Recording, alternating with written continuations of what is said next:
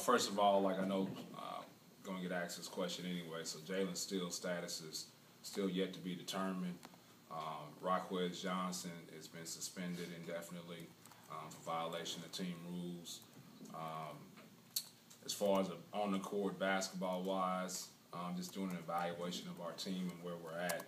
I think we've, as a staff and myself, are concerned ourselves a little bit more, too much with the X's and O's of offense, and we need to do a little bit better job of what we're doing defensively. So we're going to get back down to some basics and principles.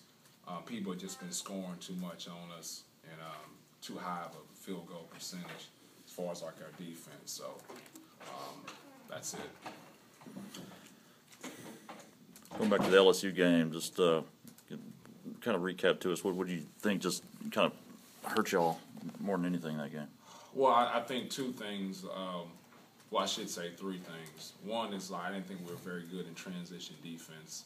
I thought we were on our heels all the time. I didn't think we did a good job of getting Hickey and other guys stopped in transition. So we're a little bit too much of in a scramble mode. I thought we gave up way too much middle penetration against LSU. And I think the last thing is our closeouts were poor.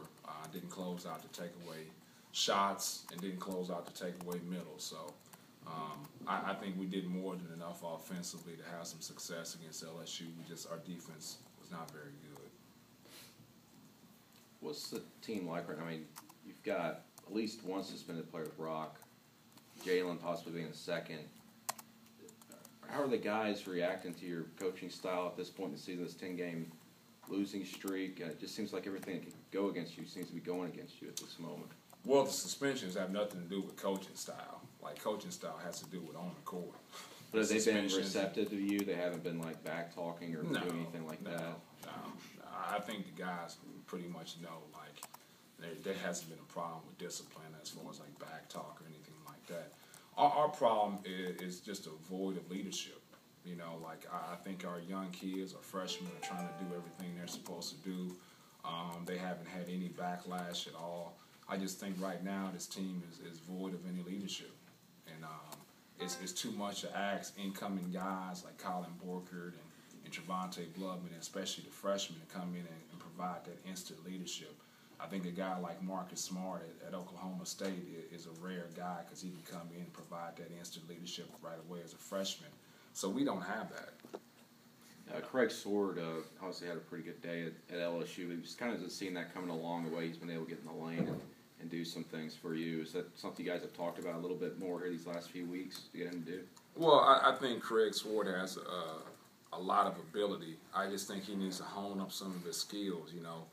Sometimes he has turnovers, and the turnovers are due to, like, ball handling and doing the ball handling as a point guard, which he's really not. He's been thrust into that situation as a primary ball handler at times.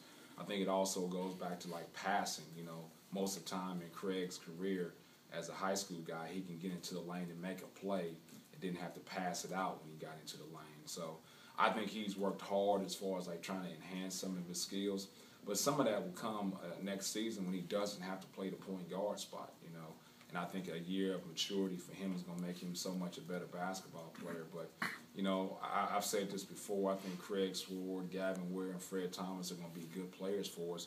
They just actually do too much, you know, at this point in time in their career, and it's really unfair to them.